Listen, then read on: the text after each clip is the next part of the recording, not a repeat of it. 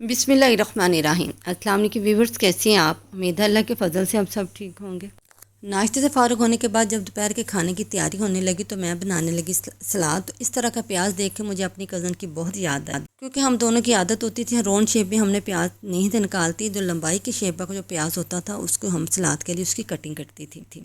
सलाद काटने के बाद तो हम अपनी प्लेट सजाती थी, तो एक साइड पे हमने सलाद रखना, चटनी, सालन और रोटी। अपनी प्लेट को हम बड़ा सजा के तो फिर आप खाना खाया करते थे। और अब भी मेरी वही आदत है कि लंबाई के शेप में मैंने प्याज की कटिंग कर दी है और उसी तरह मैं अपनी प्लेट को सजाती हूँ। मगरिब के बाद मैं अपनी भाभी के साथ फुप्पो की तरफ आई, फुप्पो को मिलने। फुप्पो का घर जो वो साथ वाली गली में है। ये देखिए, इस घर का जो एक गेट है, मेन गेट एक है, लेकिन अंदर सबके अलग अलग पोर्शन है। सीन एक ही है। और ये जो पोर्शन है ये मेरी फुप्पो का है। फुप्पो अपनी भतीजे भतीजियों से बहुत ज़्यादा प्यार करती हैं, लेकिन पता नहीं इसी रिश्ते को क्यों इतना बदनाम किया गया है। मेरे अब्बू ने अपने भांजे भांजियों भतीजे भतीजियों से बहुत ही ज़्यादा प्यार दिया। और फिर एक इलाके में रहते हुए साथ साथ घर होना, तो आना जाना लगा ही रहता था। मेरे अब्बू और मेरे पप्पा जो थे वो आपस में दोस्त भी थे। मेरी कज़न ने कहना कि अम्मी मैं मामू को मिलके अभी आई। जब उसने हमारी तरफ आना तो फिर उसने कहना रात का खाना खाना उधर ही सो जाना।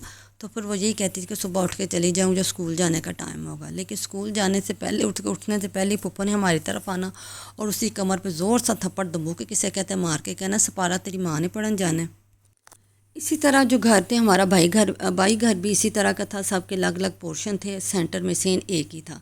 और इन 7-8 घरों में सबसे जो लाडला बच्चा थी वो मैं ही थी। थोड़ी देर गपशप लगाने के बाद फुप्पो के हाथ का बना हुआ मैंने मटन पुलाव खाया, और यकीन माने जो बहुत ही टेस्टी मटन पुलाव पका हुआ था। उसके बाद फुप्पो के साथ जो फुप्पो के ससुराली थे वो मुझे मिलने आए, और उन्होंने मेरी भाभी को कहा कि ये तुम्हारी बड़ी बेटी है ना। तो मेरी भाभी ने कहा मैंने इसे कभी नंद समझा ही नहीं, मैं ऐसे ही कहती हूँ ये हमारी बड़ी बेटी है। जहाँ हमने अपना टाइम गुजारा हो अपने माँ बाप के घर, अपने दोस्तों के साथ, अपने कज़न के साथ, जो हमने शरारतें और मस्तियाँ की होती हैं वो बहुत ही याद आती हैं। जब अपने माँ बाप के घर आएँ तो लगता है कि इस घर से हम कभी गए ही नहीं हैं, और जब वापस हम अपने घर आते हैं तो लगता है कि अपने घर से प्यारा कोई घर ही नहीं है। 2 दिन हमने सोदरा क़याम किया और फिर हमारी वापसी में गुजरांवाला।